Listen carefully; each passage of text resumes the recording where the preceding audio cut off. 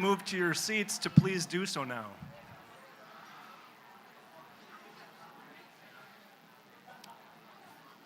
Carly, do you have a pair of sunglasses I could use?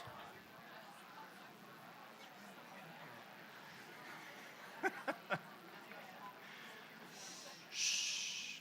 It worked so well before. Welcome, everyone, to our annual Civic Celebration and the 65th annual meeting of the Citizens League.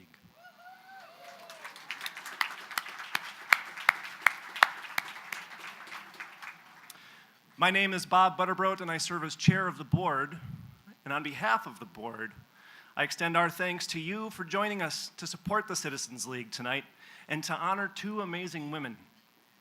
Thanks also to our sponsors for tonight, especially our champion sponsor, Comcast. Comcast has partnered with us for this Civic Celebration and for our annual policy series each of the last 2 years. We are grateful for their community leadership and continued partnership. I had the good fortune to spend the last 3 days in Pittsburgh with a group of 90 leaders from Minneapolis and St. Paul. There we examined the roles community leadership and partnership have played in that region's renaissance. A consistent theme that emerged was the need to convene those affected by an issue to define the problem together, determine a solution, and work over a sustained time, decades in some cases, to implement a plan. I bring this up because this recipe for success is exactly how the Citizens League approaches our policy work. In a time when it feels like many of our institutions of governance have lost the ability to problem solve, members of our communities are demanding that we come together to do so. The League provides a much-needed platform and gathering place for us to exercise our civic muscles. And everything about tonight's event represents the work and aspirations of the Citizens League. From the civic leadership exhibited by our honorees, Dr. Josie Johnson and Susan Kimberly, to the opportunity to bring together members and friends and enjoy the great conversation we've experienced during our social hour, and hopefully to engage all of you in the collective work we have ahead of us. Now, I do have an official job to do tonight, and to that end, I'd like to officially call our 65th annual meeting to order. The agenda includes one business item, the election of directors. I'd like to extend our thanks to the nominating committee this year, comprised of board members Nadia El-Nejdi, Cindy Lesher, Laura Mon Ginsberg, past chair Susan Hamill, retiring board member Ro Adebie, and league members Peter Bell and Deshawn Drew. The nominating committee recommended and the board approved the following slate of 2017 board nominees to be presented to the full membership for a vote. Photos and bios of our nominees can be found in your program. Nominees, please stand as I say your name, and audience members, please hold your applause until the end. New board member nominees: Jessica Bell, John Knapp, Damon Schoholm, and Kurt Zellers.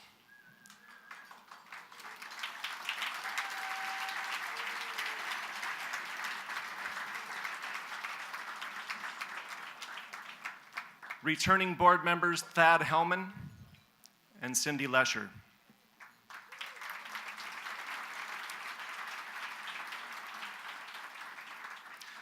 Is there someone who would approve a motion, is there someone who would offer a motion to approve our slate of nominees? Is there a second? All in favor? Aye. Opposed? Our new and returning board members are hereby elected. Please join me in providing a warm welcome.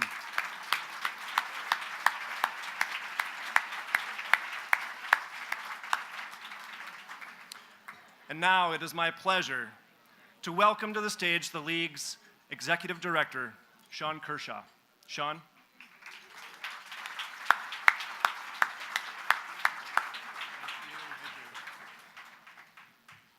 Greetings, everyone. My name is Sean Kershaw. I am the Executive Director of the Citizens League, and welcome. We're thrilled about tonight. I want to thank Bob for his service as board chair this calendar year and his years of leadership in the community. I need to start with a few housekeeping items. Most importantly, if you're looking for your phone, and there's a cute picture of a little kid in there, that's all I've done. I have it, and I will return it over to John, who's the announcer at the end, so don't panic. The food in the bars in the room will continue to be available throughout the program tonight. Feel free to get whatever food, alcohol, or coffee you need and settle in during our upcoming 3-hour program. That works every year. Tonight, we are grateful that you're all here to join our annual gathering and to celebrate with us. This format is becoming a tradition for us and a lot of fun to put together. I want to repeat how grateful we are to all the sponsors and they're in your program, and particularly to Comcast, our champion sponsor tonight. Their leadership sponsoring not just this event, but as Bob said, our policy events through the year, helps to make sure our programming is relevant and informative and engaging, and we're grateful for that. The Citizens League has had a busy and productive year. It seems our role as a neutral convener, as Bob said, is more important than ever. We're in new times, new territory, and I want you to know that Citizens League is ready for what's ahead. We're working to develop the next generation of civic leaders with our Capital Pathways internship program, and many involved in that program are here tonight and vocal, and a lot of fun. And I'll be listening for snaps. Our work with the City of Edina and the City of St. Paul, as well as other policy work, is outlined in your printed program. We have more work than I can remember going on, and I think more impact at the same time. Facts and civil discourse matter more than ever, so we launched a new quarterly journal, the Citizens League Voice, which is at your table. The reception of this magazine has been fantastic. Take it home, distribute it to friends, tell them to join, give us feedback on how to make it better, but we're really excited for this opportunity. We hope you'll take the program home tonight with us and look through what's happened and that you've made possible in the past year. But tonight, we're here to get the chance to honor two amazing women in Minnesota's civic landscape, Dr. Josie Johnson and Susan Kimberly.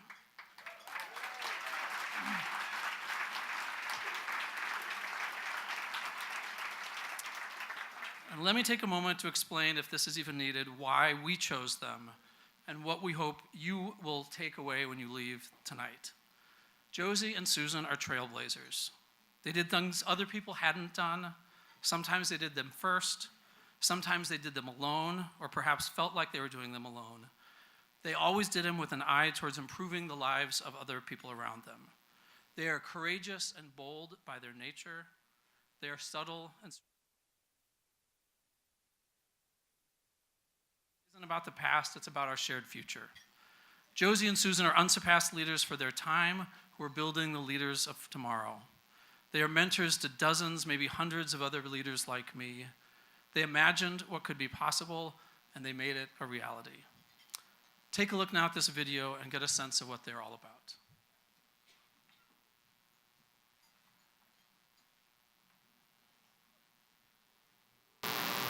about. We grew up in a community of people who believed in you, who offered support in everything you did and the way you thought about the world, and who engaged you in it. I think the day I was most proud of was 9/11, when I was deputy mayor and Norm was on an airplane flying to Washington, D.C., and all of a sudden I realized I was the mayor and there'd been this horrible attack in New York City, and that was not in my playbook. And it was just a matter of staying cool and getting through that day. But that was a day that I realized, oh my God, sometimes the deputy mayor really is the mayor.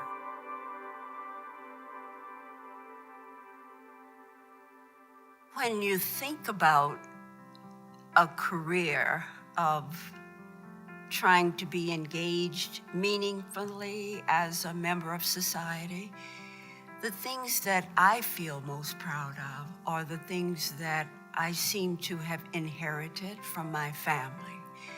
My parents were very active in our community, so they taught us, my brothers and me, the value of being engaged. They did it. So I'm most proud of the fact that I believe we have continued their tradition of trying to make a difference and being seriously engaged in the issues of our community and our time. She has fought many battles that I don't have to today. She has made inroads into both the public and private sector in areas where for many African American men and women, they were very challenging to break through. But she has taken on that sacrifice, and she has led a good fight so that many ways the access to opportunity has been far greater because of Dr. Josie Johnson's work. Susan Kimberly has devoted really a life to public service. It's been public service, whether it was elective office in St. Paul, whether it was then working within Coleman administration, whether it was doing economic development, Chamber of Commerce, that's all public service. My first mentor was Larry Cohen. He took me by the hand, literally, took me out into the neighborhoods, introduced me to people, showed me how to introduce myself, showed me how to campaign. My second mentor was both when I was on the city council as Bob and when I came out as Susan. George Latimer was there to sort of welcome me back to City Hall and keep me in my hand in the game and give me breaks along the way. Susan was my neighbor, and Susan was the nicest neighbor to my kids. My wife loved Susan Kimberly, and loved Susan Kimberly because Susan was so gracious and so wonderful and so kind to our kids. In 1996, Paul Wellstone had just come out against gay marriage and for the DOMA Act. And people asked me to march with him in the Pride Parade. And I said, sure, I'll do that. And so he explained to me along the parade route why he had done what he had done. And he, basically came down to it. He believed marriage was between a man and a woman. And so we got done with the parade, and I'm listening to him do his speech after the parade, and I'm listening to what he said, and I said, I just forgave Paul Wellstone in a heartbeat. Maybe I ought to lighten up a little bit with my old neighbor, Norm Coleman.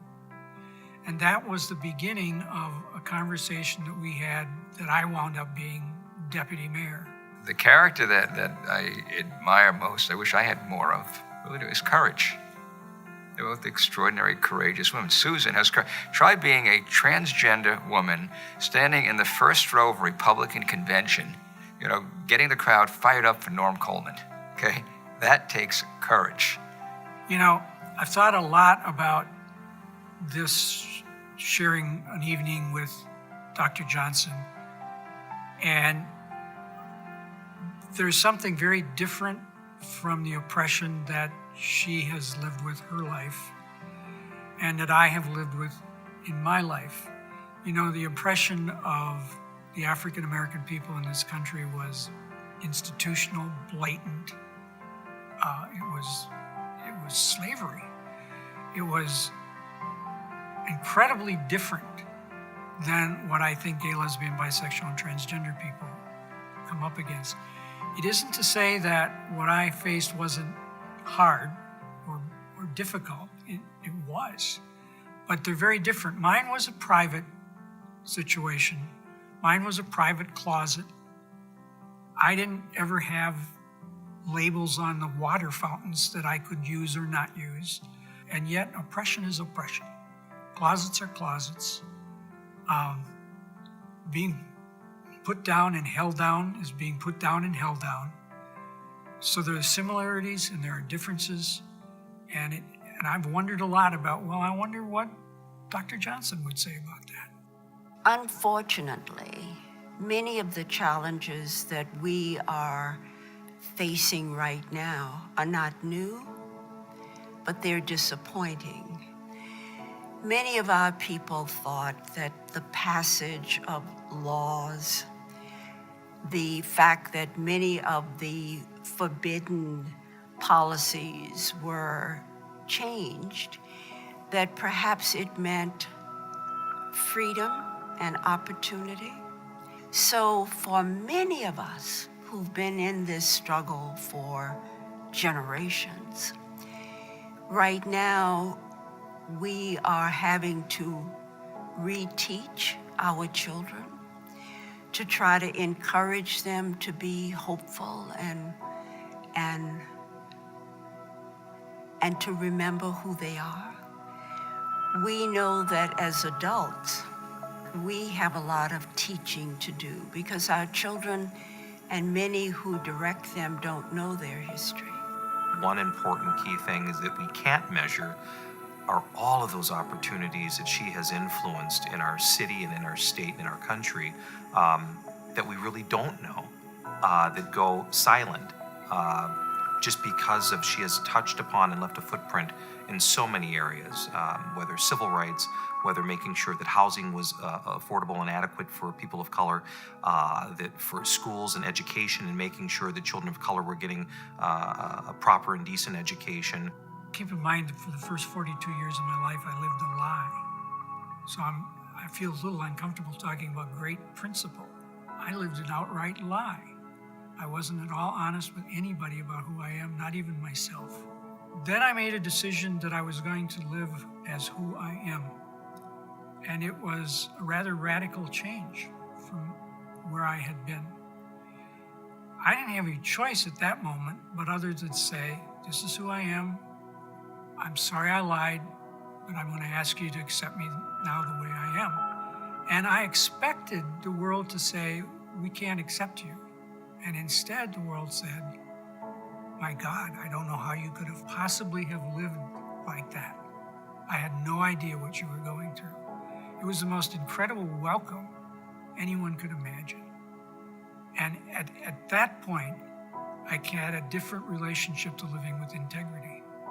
The question is, who's going to come along next with integrity and vision from anywhere on the political spectrum and do something to get us past this mess that we're in? It's going to be fascinating to see where it comes.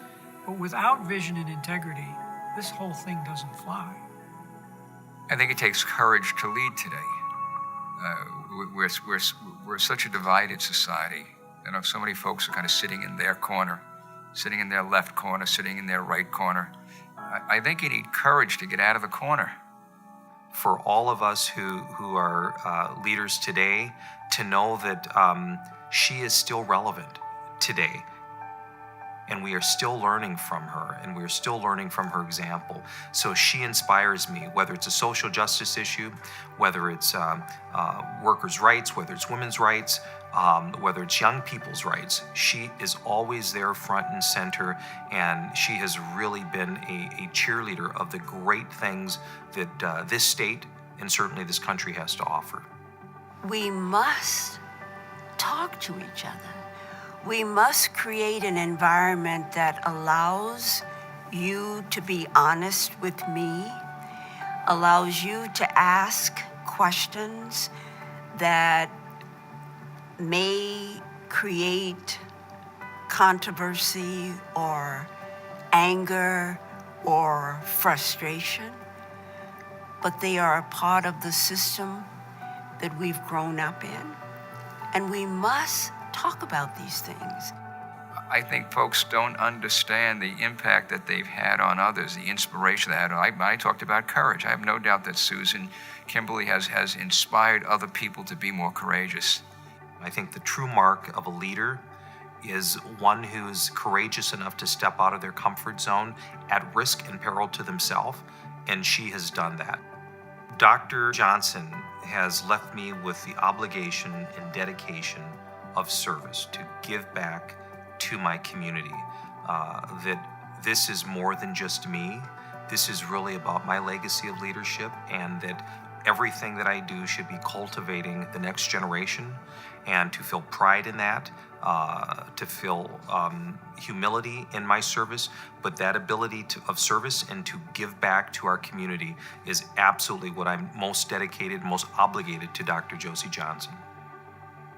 You got to figure out who you are, and you've got to be that. And that's not very complicated, but that's really what I've got to say. Folks out there, okay, celebrate, embrace your humanity, okay? Be who you are. And if you do that, you really can change the world.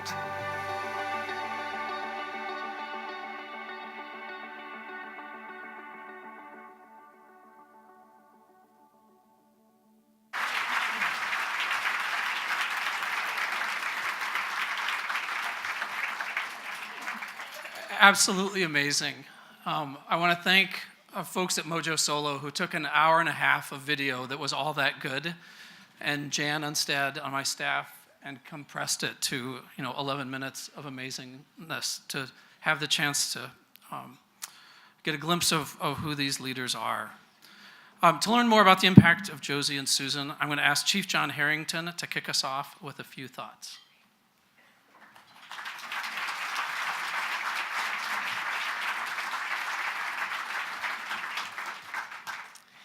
Well, first of all, it's an honor to speak this evening on the trailblazing work of Dr. Josie Robinson Johnson.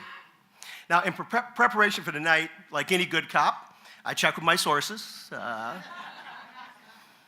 Talked to Gary Cunningham, Senior Commander Deb Montgomery, Father Kevin McDonough. See, I got, what's the dirt on this person? Come on, there's got to be something here. They told me so many wonderful stories, and the adjectives that they use included leader, scholar, teacher, and political activist. But sotto voce, off the record, they said she's witty, she's classy, and she's courageous. Josie is proof positive that dynamite comes in small packages. She is an ageless and tireless wonder, frankly. She is known and respected by potentates and presidents, legislators, governors, business leaders of every political stripe. And one of the facts that I did unearth was that she was born Houston, Texas. Now, it's those of you that are St. Paul, Minneapolis folks know it's tough to break into the community if you're not born and raised in the Twin Cities. So I was amazed that, number one, she was born in Houston, Texas, and given her vitality, that she was born 2 generations out of slavery. And only 10 years after women got the franchise is, frankly, it makes me just frightened of how much energy she must have had back in the good old days. So I will tell you, you can figure out how old she is. I'm not going to tell her age. You can Google that later on. So, Josie literally started her work almost from the day she was born. She and her father were gathering signatures on an anti-poll tax petition in her hometown. What do you think about risk? I'm in a business where risk is part of our job, and I don't think I've ever put myself in that kind of a risky situation. It was clearly preparation for her future endeavors. Somewhere in there, she managed to attend Fisk, got a BA in sociology, got an MA and a doctorate from the University of Massachusetts at Amherst.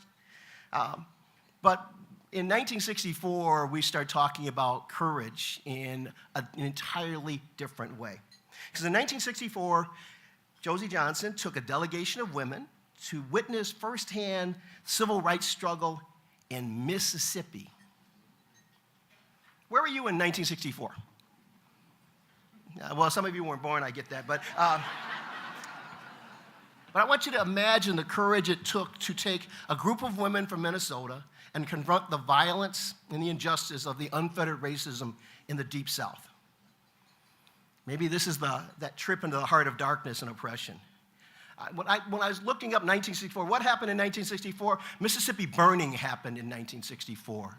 3 civil rights workers who had been working on a freedom school disappeared. They were murdered and later found buried near Philadelphia, Mississippi.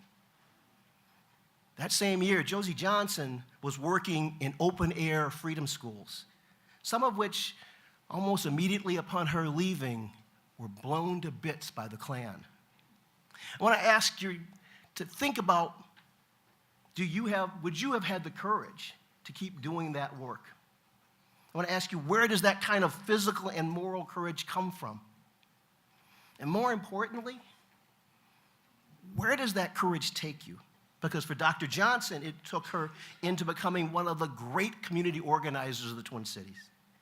Project Enable, a pioneering effort to develop parenting skills, strengthen family life, came out of that experience. Now, another surprising fact, once I figured out she was from Houston, now I assumed, because I go to church with Dr. Johnson, that she was a St. Paul girl. So I'm looking at this resume and thinking, how in the hell did she get to be the director of the Minneapolis Urban League? Because once again, that's that river that runs through it where we don't mix at all. So.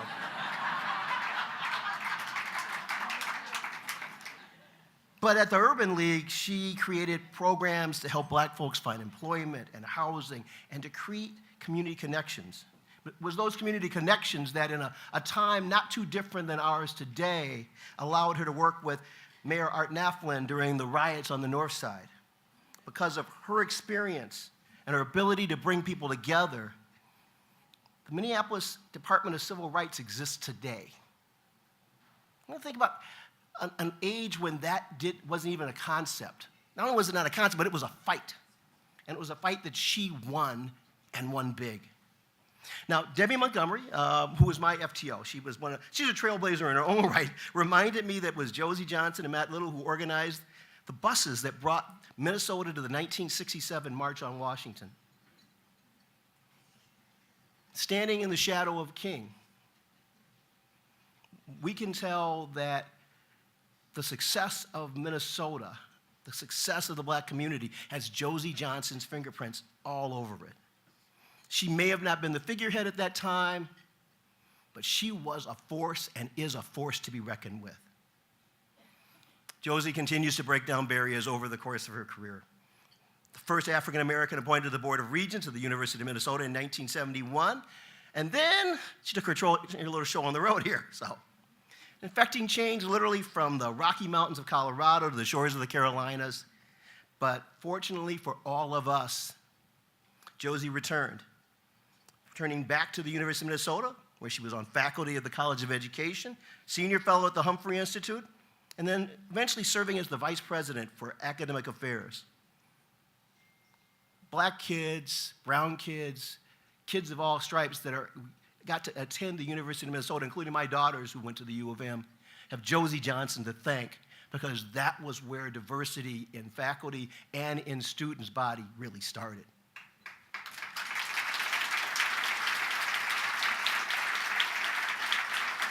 To honor the effort she made, the U of M has established the Josie R. Johnson Human Rights and Social Justice Award. And they talk about her standards of excellence in creating respectful, inclusive living as being the hallmark of the people that get that award. Now, as I said, I knew Josie more as the icon. So I knew the stories of Josie Johnson because I was a St. Paul guy.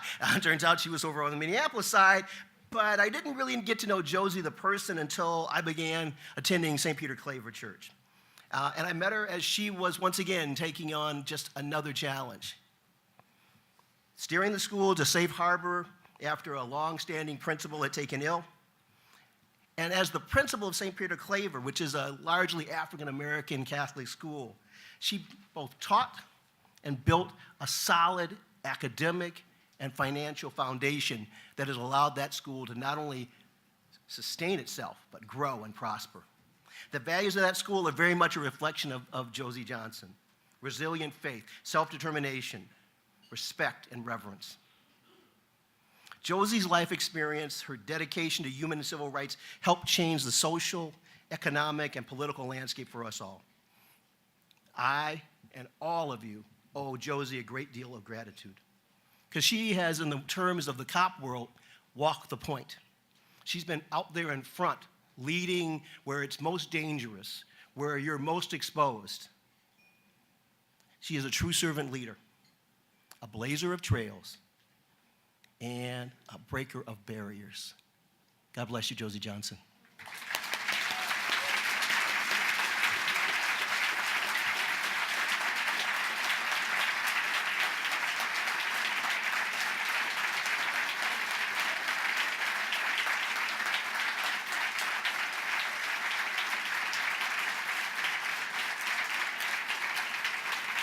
And now it is my privilege to bring to this podium my partner in crime, Mike Veck.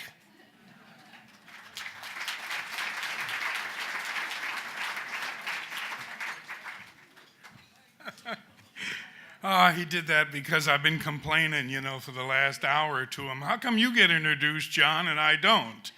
And he said, because I was police chief, and you weren't. Wow. That's a flash bulletin. You all feel safer right away, don't you?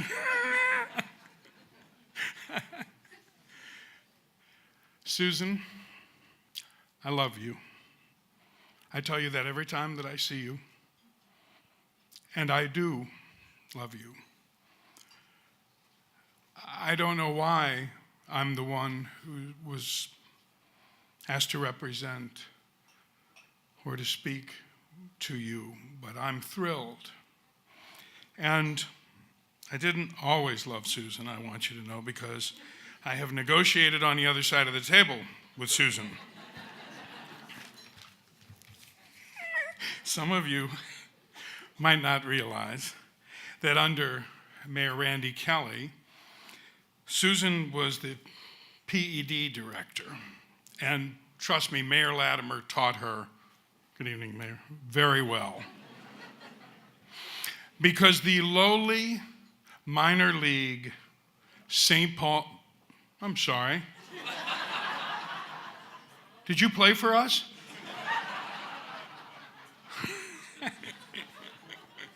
The St. Paul Saints were summoned one day to enter into their negotiations with Mayor Kelly's office, our rent negotiations, and so the Saints' entourage went in, and Susan said, have you all prepared some numbers for us to look at? We hadn't done our research. We didn't know that Piper Jeff, that she actually knew anything about numbers. We certainly didn't. We were astounded that someone in public service would go, hey, okay, I'm sorry, Mayor. So we presented Susan with our estimated income for this particular season. I never do impressions. I apologize in advance for this one, but I'm going to show you exactly how this happened.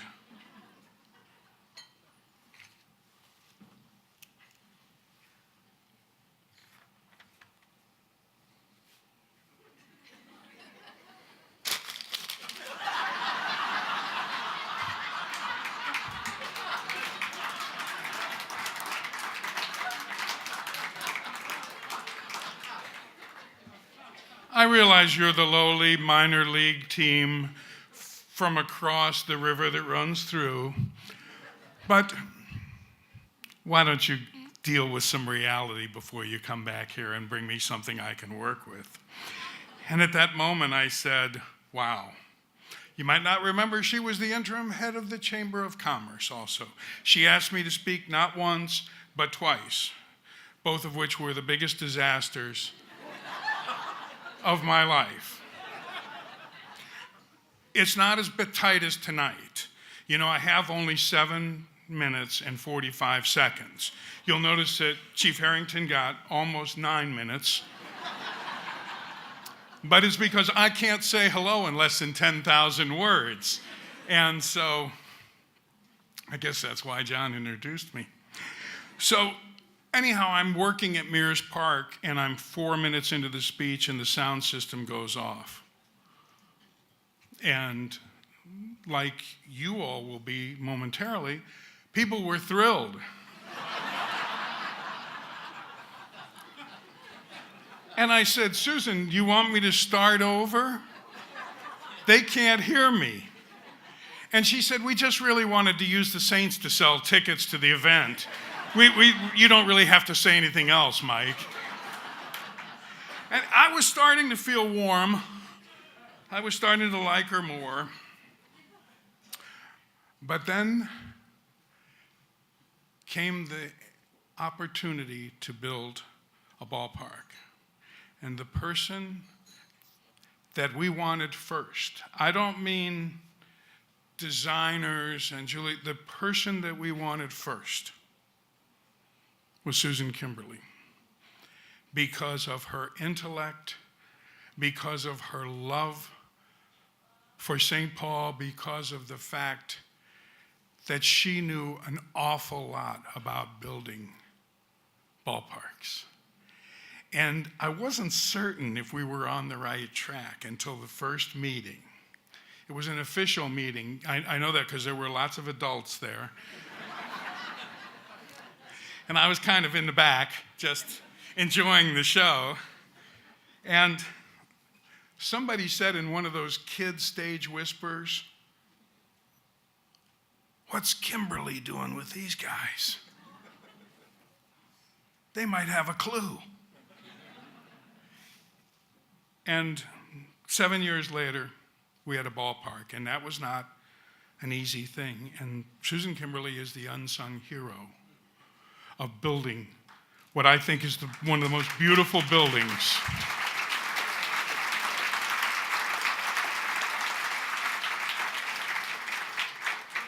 And I'm not an easy client. That probably comes as a shock to some of you who are thanking God right now I'm not your client. But I went to the legislature one day to testify. And you might remember that the twins, there was some question about where their turf came from. And one of the ladies in the legislature said to me, "Mr. Veck, what are you going to do about the grass situation in your new ballpark?" And I swear before I could stop myself, I said, "Madam, I'm from the 60s and I take my grass very seriously."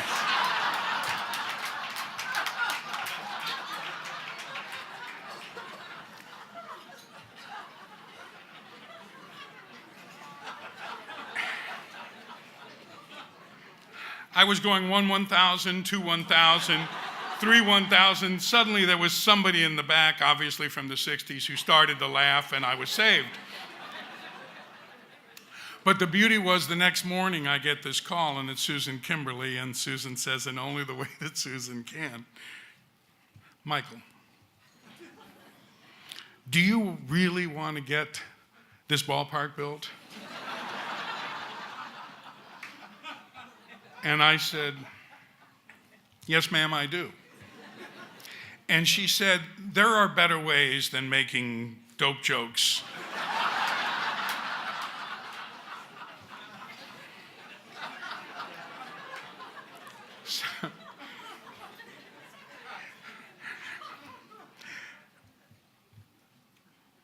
I don't know anyone else like Susan. I looked at her as this marvelous creature who had immersed herself in a life of helping other people. I don't know why. I'm not smart enough to figure out what motivated her, but I can tell you that she does it with a deft hand and with great and good humor. And that countless nights we would end up at the grill or someplace, and I would be going, "What are we going to do?" And she would say, "When you stop talking, I'll tell you."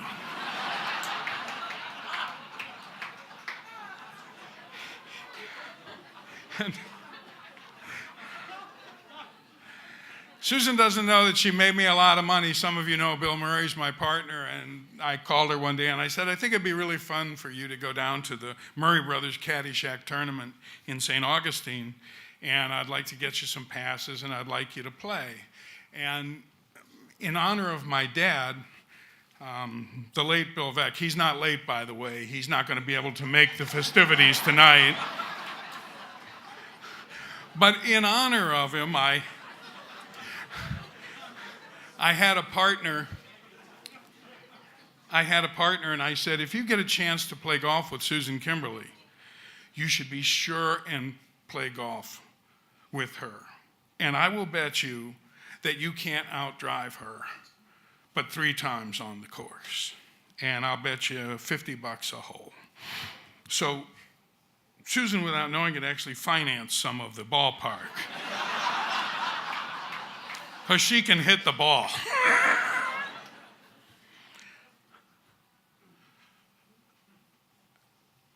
The real measure of courage, the real measure of heroes, is simply humility. And what I've observed over my 20 years plus of knowing Susan is that there's nothing she'd rather talk about less than Susan Kimberly. She was always interested in how my daughter was, or how my family is, or did I see this? True humility. And you think how many times we hear these phonies that we deal with now all day long on either side going, I really don't deserve this. Well, you really don't.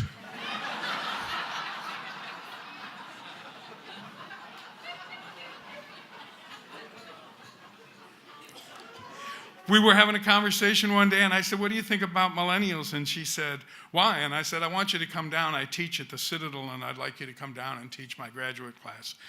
And she was down about a day and a half later and talked about financing ballparks. But what she really talked about was this wonderful voyage, this wonderful trip. And to Dr. Johnson and to my friend, Susan Kimberly, it's the air that they breathe. They're not too busy to take time to help us. We owe them that we take the time, and in their honor, we pass on what they have taught us. I love my sport. I love baseball. Jack Robinson, Larry Doby, the first African Americans to play came from our game. And I know what Dr. Johnson endured because I know what my friend Larry Doby endured. And this has got to stop.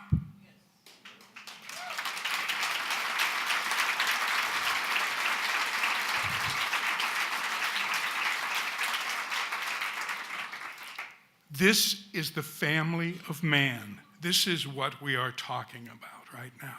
This is a gathering. Margaret Mead said, you know more about a people by how they spend their time of leisure than what they worked at. So tonight we celebrate what's best about us, the joy, the humor, and it takes courage to lead. I got news for you. It takes humility. And these are two paragons, and I actually know what that means. So tonight, we all love you. Thank you. And to Dr. Johnson, this has got to stop. Thank you.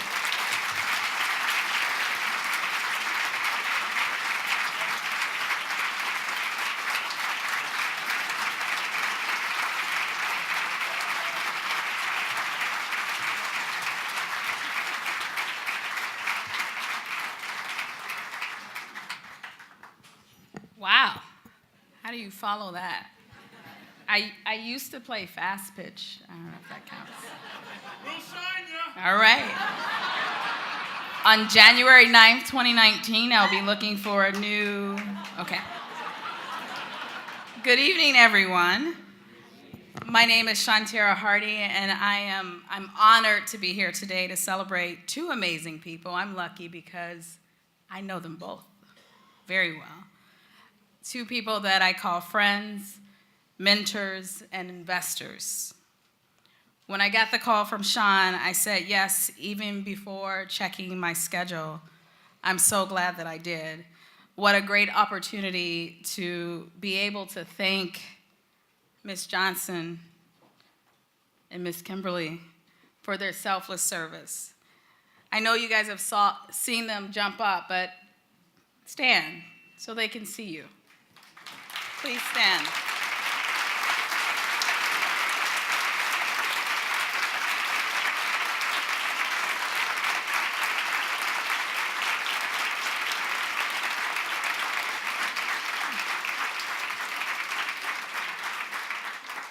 Thank you.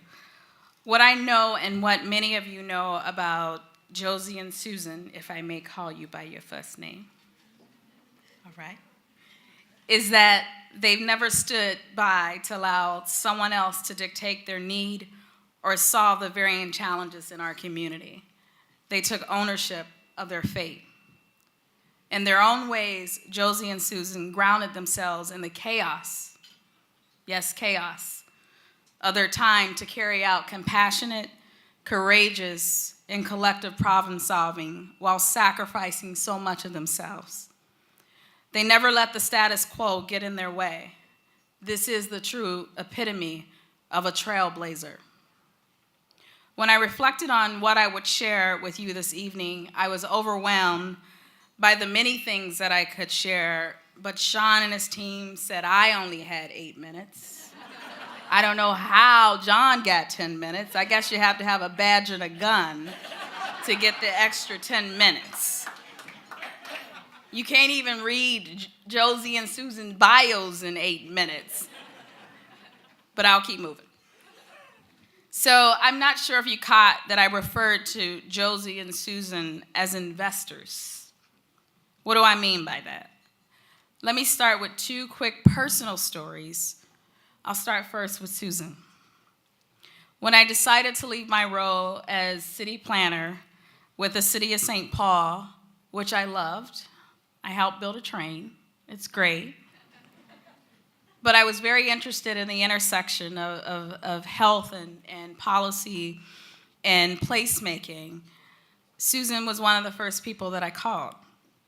I called to discuss my interest in health policy, and I called her because I was eyeing this position as a lobbyist at Regents Hospital. I told her, I ain't got no skills, but I think I want to do that job. And she said, go for it. And she offered to be my reference, and I got the job. I entered the world of the Capitol with no relationships and a pocket full of liberal leanings. Susan clearly let me know out the gate that my success resided in my ability to work on both sides of the aisle.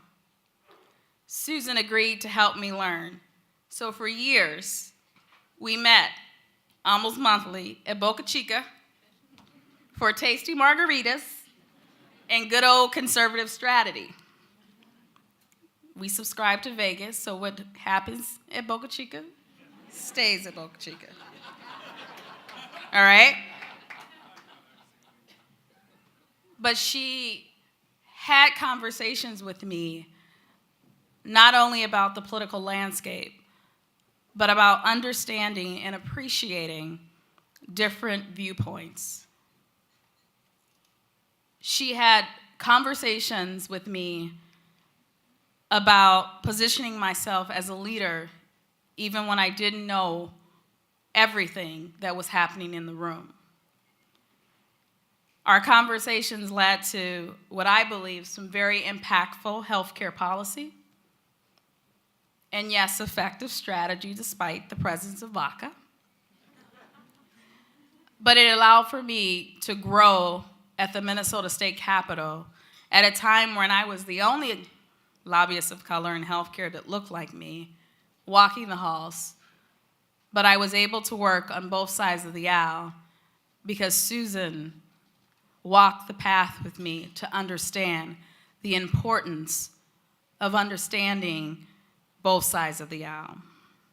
And I'm so glad I didn't have to pay for you, because it would have been expensive for all of that wisdom. I must say there's one piece of wisdom that Susan imparted that I hope to never need. She told me, you haven't made it until you've been sued. So if you Google Susan, she's been sued about 20 times. Not the city of St. Paul versus, no, it was Susan Kimberly. They would just name her, like, we want to sue you. Like, you were the one who made my life bad.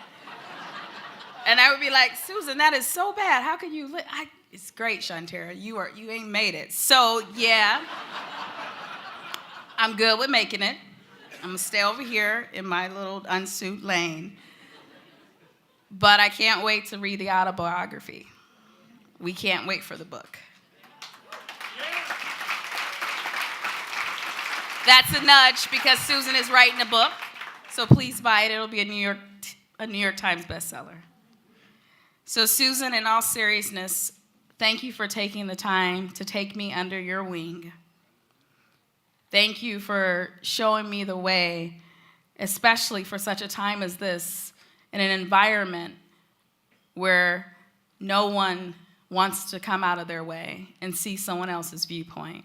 Thank you for instilling that in me. I will forever be grateful for that. So, now, those of you who know Josie know that she unapologetically fights for equity. A little over 6 years ago, Josie put equity into real practice.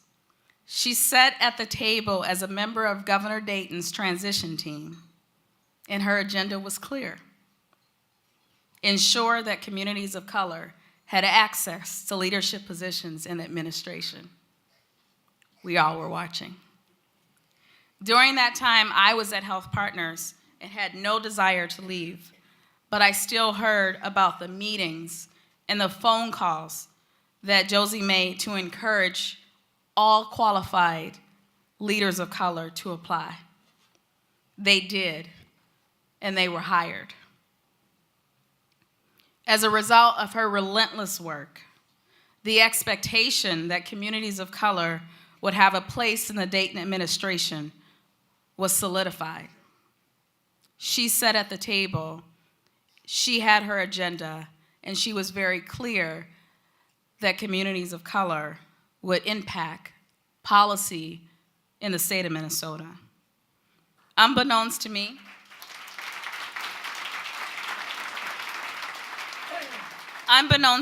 that 5 years later, I would have my place. First, as Deputy Chief of Staff, continuing her work to diversify the state government ranks, and now as Commissioner of the Minnesota Department of Employment and Economic Development, working to provide economic opportunities to all Minnesotans. And you must know that Josie's work did not end 6 years ago. When I needed her guidance as we navigated after the tragic shooting of Jamar Clark, she answered, and she kept answering. And in her eloquent way, baby, you gotta stick in there. Now don't be calling out the National Guard on the people. We were clear on that we weren't gonna do that.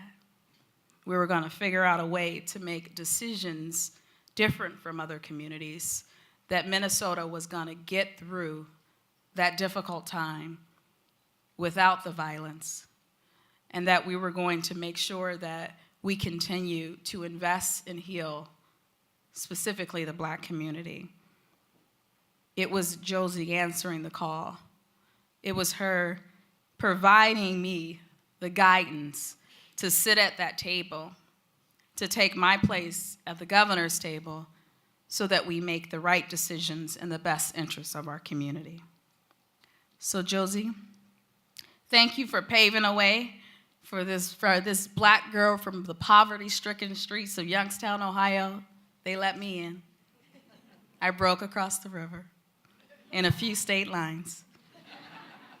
And thank you for answering the red phone, because not everybody answers the red phone and have great advice on the other end. And thank you for your courage to tackle so many critical issues impacting our community, impacting our prosperity. Thank you so much.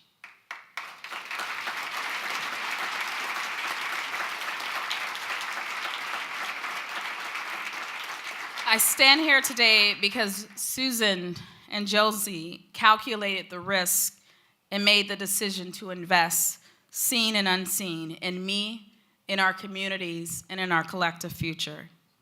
You both have made it abundantly clear that you don't make progress by standing on the sidelines. Susan and Josie, thank you for boldly blazing a path and pushing the boundaries to transform many lives along the way. I will leave you with some great words from one of my sheroes, Oprah Winfrey, and I quote, Understand that the right to choose your path is a sacred privilege. Use it. Dwell in possibility. Josie and Susan, I promise you both that I will never lose sight of your labor and your investment in me. Thank you both.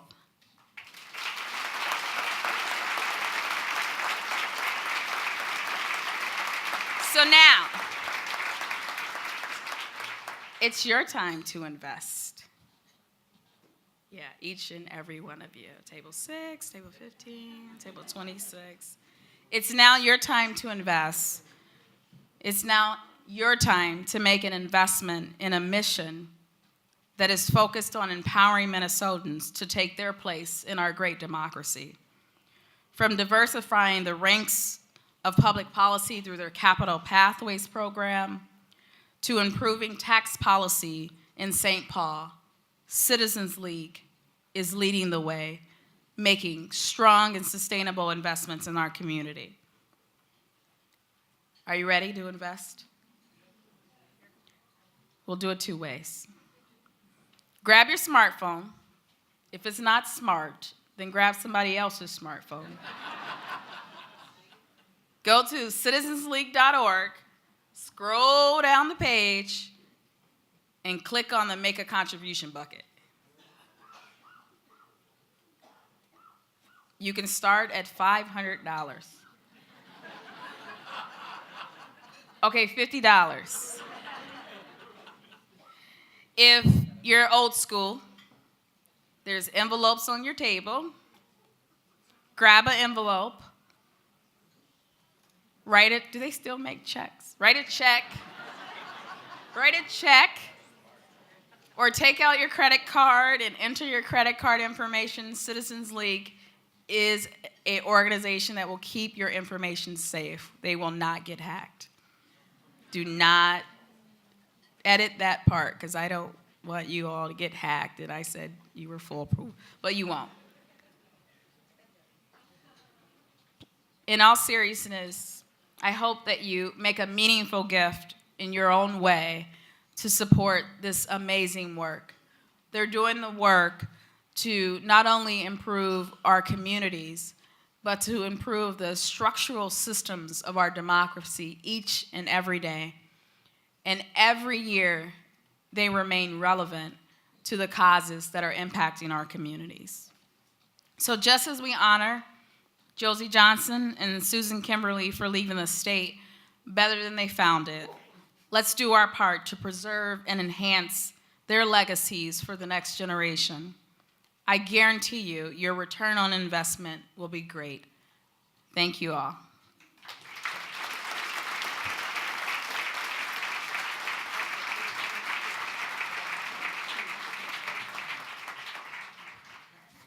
You know, I had points to make, but after all that, I have no idea what to say.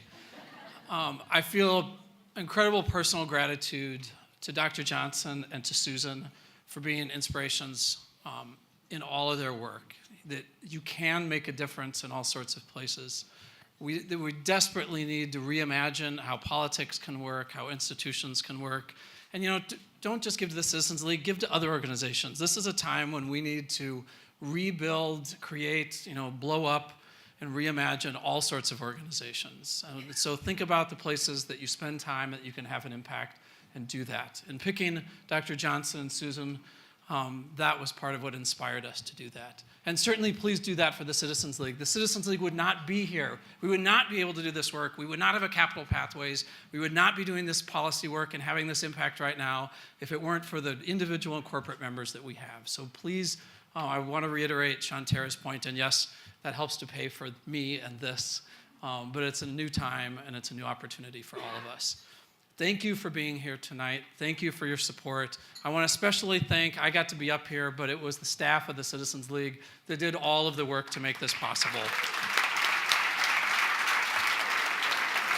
So Jan, especially Pahua, Ann, Jacob, and Kalia.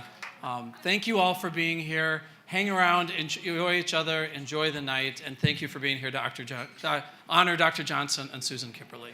Good night.